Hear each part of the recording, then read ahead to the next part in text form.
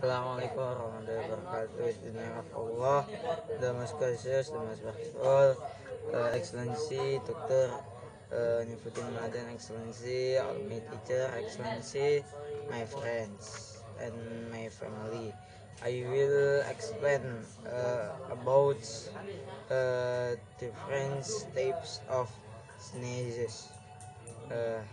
As mentioned earlier, there are many different types of sneezes, but we hear them every day. Some people have a gradation sneeze. Nah, other reason for sneeze variation. Terus the sneezing etiquette,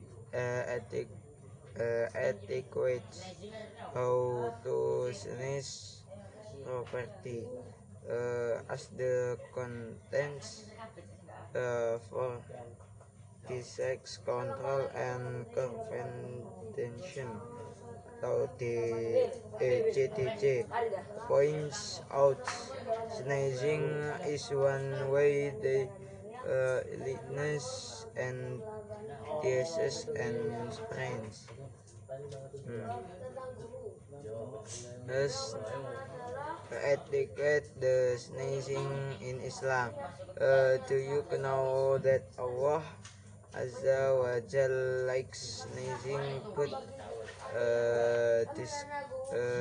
dislike wailing? As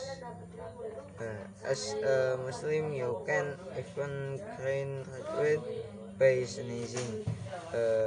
Thank you, everyone. Wassalamualaikum warahmatullahi wabarakatuh.